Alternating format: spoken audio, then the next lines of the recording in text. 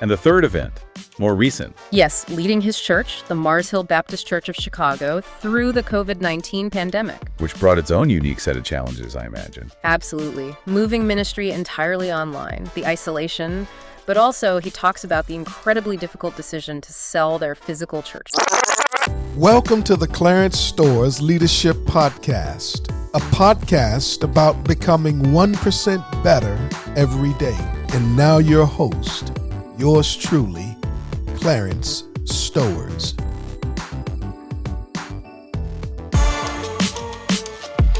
Welcome to the Clarence Stowers Leadership Podcast.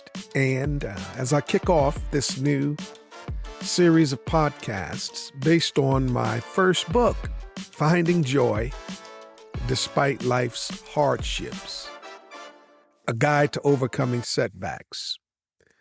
You know, I'm your host, Clarence Edward Stowers Jr., and this podcast will take you on an inspirational journey, just like the book, with 6 episodes corresponding to the book's 6 chapters. Get ready to explore how I navigate life's inevitable challenges and discover, even when things get tough.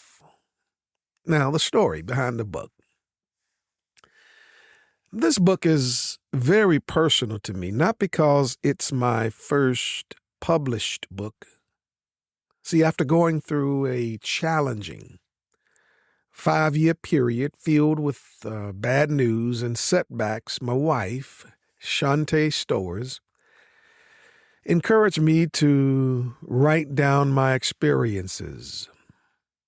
She believed that my storm could become a guide for others facing similar difficulties. Now, having spent years offering guidance, this time my own faith was tested. And I realized that I needed to rely on God's power and find a way to bounce back. Now that's how this book, rooted in biblical stories and offering a message of hope and resilience, came to be. As Shantae says in the foreword, she hopes that this 6-week journey will be inspirational, narrated in a way that connects readers of any generation. Now, check this out. The central message of finding joy despite life's hardships is that despite hardships and setbacks, joy and growth are possible through these experiences, emphasizing faith in God and viewing mistakes as learning opportunities. So let's walk through it. What can you expect? Here's a preview of what you can expect in each episode following the structure of my book. Episode 1, we'll unpack why mistakes are good for you. In this episode, I'll dive into, or better yet, we'll explore the idea that mistakes aren't the end, but rather great opportunities to learn and grow. We'll draw upon examples like John Mark. We'll discover how errors can help us see things more clearly. Additionally, they can help us identify areas for improvement and appreciate the people in our lives. Nikki Giovanni, one of my favorite writers. Remember, she says, it is the response to error that counts. See, mistakes can help us see more clearly, change direction, and realize how blessed we are to have supportive people. In this episode, we'll look at the disagreement between Paul and Barnabas over John Mark in Acts 15, and it shows that even the early church leaders had conflict. And John Mark's later acceptance illustrates redemption and second chances after mistakes. That's going to be incredible.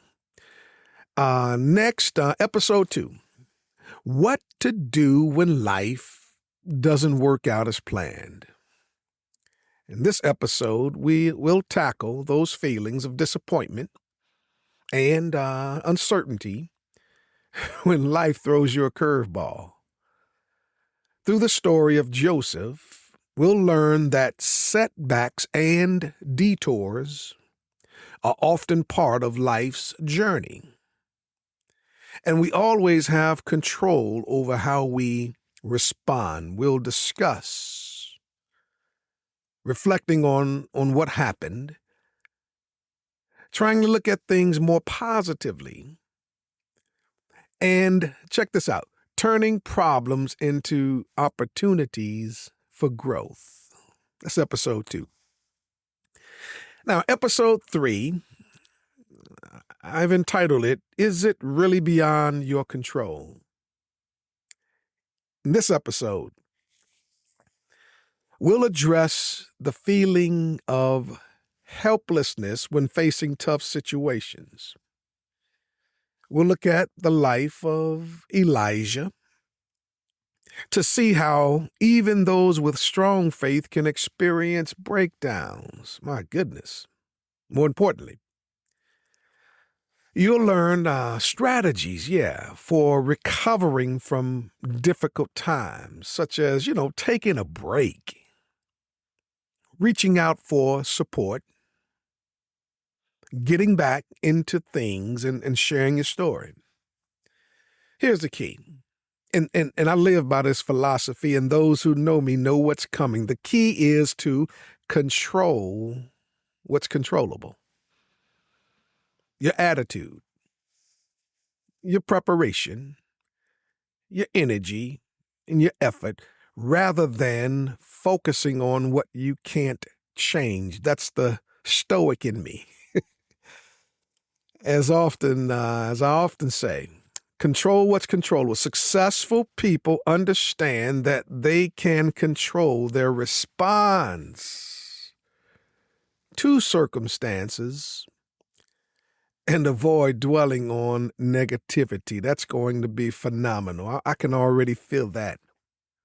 Now, episode 4.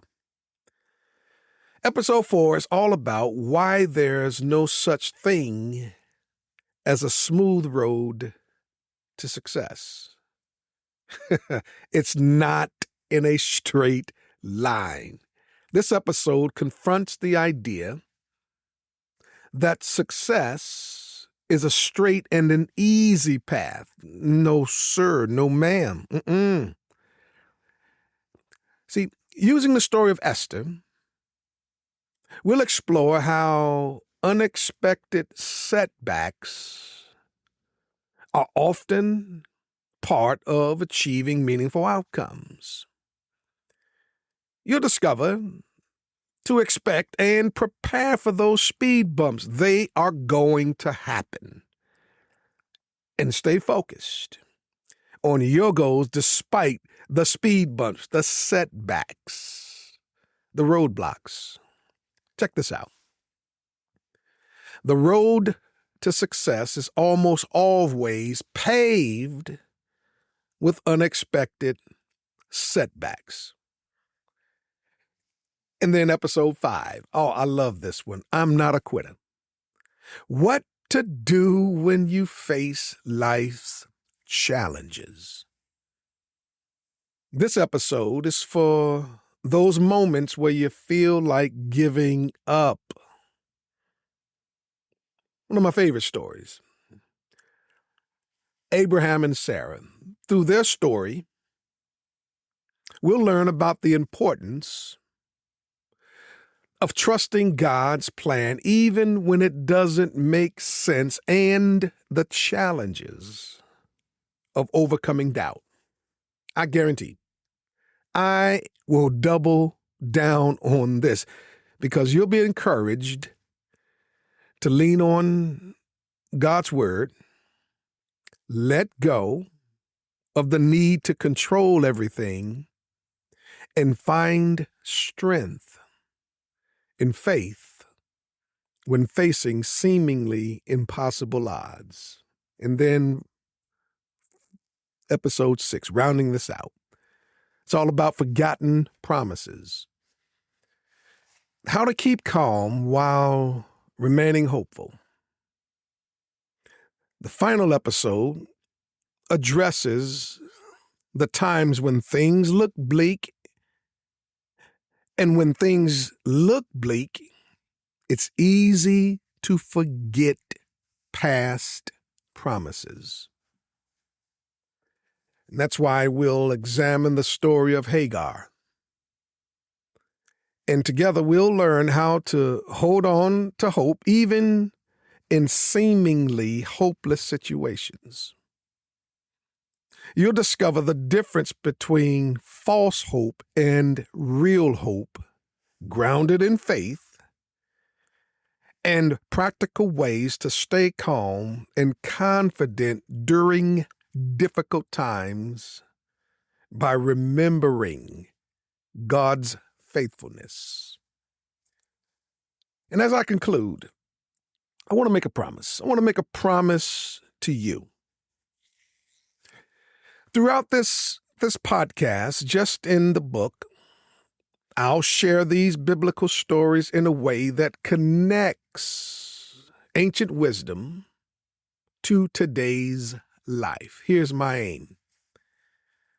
My aim is to challenge, inspire, and equip you with a strategy for finding joy and overcoming setbacks, understanding that mistakes are natural, and learning from the experiences of those who came before us. I truly hope that my podcast becomes a valuable resource in your journey to finding joy despite life's hardships. I'll see you on the inside. Welcome to the Deep Dive. Great to be here. So today we're taking a deep dive into a book aimed at helping us navigate, well, the tough stuff life throws at us. That's right. And finding joy in the middle of it all. Exactly. The book is Finding Joy Despite Life's Hardships, A Guide to Overcoming Setbacks. It's by Clarence E. Stowers, Jr. And he's a pastor and author. What's interesting is how personal this guide feels. It's not just abstract theory. Right. You get the sense it's rooted in real experience. The introduction mentions it grew out of a particularly challenging 5-year period in his own life. Yeah, and the crucial role his wife played in encouraging him. Her foreword actually gives us a really interesting starting point. Oh, yeah. What stood out to you there? Well, she describes meeting him way back in 1989 at Jackson State University, at a homecoming dance, believe it or not. And even then, she says, he had this ability to just connect with people, offering, surprisingly deep advice right there on the dance floor. Huh. That's quite an image. Not your typical dance party conversation. Not at all. It suggests this innate quality he had. And she mentions he helped her through some of her own early setbacks, too. So that connection was there from the start. It seems so. Then she fast forwards, talks about their life together, their shared ministry, and then contrasts it with those really difficult 5 years they faced later on. Right, and that contrast is powerful, isn't it? The person who always seemed to have the answers suddenly having to face his own intense struggles. Exactly. She paints this picture of him having to grapple with things, really lean on his faith in a way maybe he hadn't had to before. It sort of humanizes the expert, It really does. It shows that hardship doesn't skip anyone, even those who guide others. And it was Shantai who saw the value in that struggle. She encouraged him, saying, "You need to write this down. Your experience can help people." And that led to the book, published in 2021. Yeah. She believed it could be a real reference tool for people, something lasting. What does she see as the book's core promise? She emphasizes its ability to help readers understand their own struggles, maybe see mistakes not just as failures, but as chances for growth. Okay, that reframing of mistakes seems key. Very key. And she mentions it uses biblical examples, people who faced adversity but found a way through, which adds another layer for readers of faith. Interesting. So let's move into Clarence's own preface. He sets up an interesting contrast right away. He does. He talks about the big culture-altering events that shaped his parents' generation. MLK's assassination, JFK, the civil rights movement. Right, huge historical moments. And he contrasts that with his own early, seemingly smaller, life-changing moment, summer trips to Covington, Tennessee. Just family road trips. Well, yes and no. He describes these car rides as incredibly formative. His parents used that time, that captive audience, I guess, to discuss history, challenges they were facing, and, importantly, how Scripture offered solutions and strength. So they were intentionally preparing him. It really sounds like it. He even mentions pretending to be asleep sometimes just to soak it all in.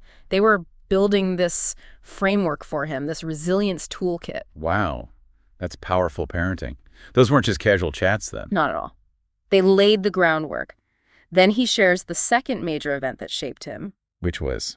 The premature birth and tragic death of his first son. He speaks very openly about that immense love and the unbearable pain of the loss. Oh, that's incredibly difficult. It is. And he explicitly links it back to those car rides, saying the lessons learned then help sustain him through that darkness. It shows how deeply ingrained those early teachings were. It really connects the dots, doesn't it? That foundation held. And the third event, more recent. Yes, leading his church, the Mars Hill Baptist Church of Chicago, through the COVID-19 pandemic. Which brought its own unique set of challenges, I imagine. Absolutely. Moving ministry entirely online, the isolation, but also he talks about the incredibly difficult decision to sell their physical church building. Oh, wow. Why was that particularly significant? Well, he explains how, for the African-American community especially, the church building is often more than just bricks and mortar. It's a repository of history, memory, community. A real anchor. Exactly. Losing that physical space, he says, can feel like losing a part of that shared identity and belonging. You can feel the weight of that loss in his writing. I can only imagine. That's a heavy burden for a leader. Definitely. Yeah. And it's out of all this, the personal loss, the community challenges, that he introduces his core philosophy. Which is? Control what's controllable. Okay. What does he mean by that specifically? He lists 4 things. Attitude, preparation, energy, and effort. These are the internal things we can influence, even when external events feel chaotic. That makes sense. Gives you back some agency. Precisely. Yeah. And he says that philosophy is a big reason why he wrote the book, to share that practical approach for finding joy, even when things feel out of control. And he wraps up the preface with a quote. Yeah. Life's experiences have a way of shaping you and your outlook on life. Simple, but it sums it up well. Both the good and the bad shape us. That leads nicely into the book's main introduction. He starts with a powerful quote there, too. He does. Nelson Mandela. I never lose, either win or learn.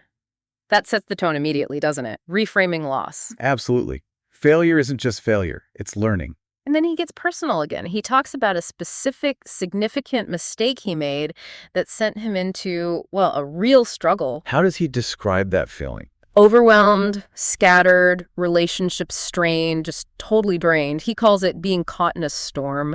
I think a lot of people can probably relate to that feeling after a major misstep. Definitely. That feeling of just trying to keep your head above water. Right. And he admits his own efforts to fix things weren't working initially. The turning point was a conscious choice. A choice between? Between wallowing in the mistake, letting it define him, or choosing to use it, to learn from it, to actually overcome because of it. That's a critical distinction. Not just overcoming despite it, but using it. Exactly. And that's where he broadens the scope, speaking directly to the reader, acknowledging that everyone faces adversity. Nobody gets a free pass. And he brings in the biblical angle again here. Yes. He emphasizes that the book draws strength from biblical figures, heroes of the faith, who also made pretty big mistakes. Like who, for instance? Does he name names early on? He doesn't list them all in the intro, but he sets up the idea. These weren't perfect people, yet God still used them, still loved them. It introduces this theme of grace and redemption right away. That's quite comforting, actually, that imperfection isn't disqualifying. It is, and he points out that the Bible itself is full of these redemption stories. So the book is structured as a journey through the lives of 6 specific biblical heroes, looking at how they navigated their own setbacks. Okay, so it's very practical in that way, using stories as case studies. Definitely. And he poses this really interesting question. What is a person's life without mistakes? Makes you think. We often strive so hard for perfection. Right, but he's suggesting mistakes are actually an inherent, maybe even necessary part of being human and growing. They don't have to be fatal blows. They can be catalysts for perseverance. That's the idea. He even quotes Romans 8:28 about God working all things together for good for those who love him. It offers this perspective that even our errors can fit into a larger, purposeful picture, though people interpret that verse in different ways, of course. True. But the underlying message is one of hope. Absolutely. He ends the intro on such an upbeat note. The adventure isn't over yet. It frames the whole thing as an ongoing journey. I like that. Yeah. Okay, so that brings us to chapter 1, titled, Why Mistakes Can Be Good for You. Yeah, and he starts with another quote, this time from the poet Nikki Giovanni. What's the quote? Mistakes are a fact of life. It is the response to error that counts. That really encapsulates the theme, doesn't it? It's not the mistake itself, but what you do with it. Exactly. He immediately pushes back against the idea that failure is final. Instead, he presents mistakes as, well, valuable data points, opportunities. Like the Thomas Edison example he uses. Precisely. Edison didn't see thousands of failures with the light bulb. He saw thousands of steps that didn't work, each one teaching him something and getting him closer. It's about persistence, fueled by learning from errors. But it's so easy to beat ourselves up when we make a mistake. That inner critic can be loud. Oh, definitely. And he addresses that directly. He counters it with the reality that, hey, none of us knows everything. It's impossible. He even cites 1 Corinthians 13, talking about how we know in part. So acknowledging our inherent limitations is kind of freeing. It really is. And he adds another layer of reassurance. Even Jesus' closest followers made huge mistakes. Peter's denial, for example. It humanizes them. Right. It shows that messing up is part of the journey, even for people central to the faith story. And then he focuses on one specific example from the book of Acts, the story of John Mark. Okay, remind us about John Mark. Well, he initially joins Paul and Barnabas on a missionary trip to what's now Turkey. But partway through, when things presumably got tough, he quits. He leaves them and goes home. That sounds like a definite failure, or at least a setback in his commitment. You'd think so. But the interesting part comes later. Much later, in Paul's letter to the church in Colossae, Paul mentions John Mark again. And what does he say? Does he bring up the fact that he quit? No. He refers to him positively, calling him a fellow worker and someone useful to him in ministry. Wow. So that earlier mistake didn't define John Mark's entire future. Not at all. That's the key takeaway Stowers draws from it.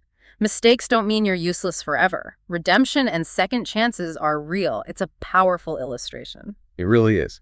So building on that, Stowers then outlined several specific ways mistakes can actually be good for us. Yeah, he breaks it down. First, he says mistakes help us see more clearly.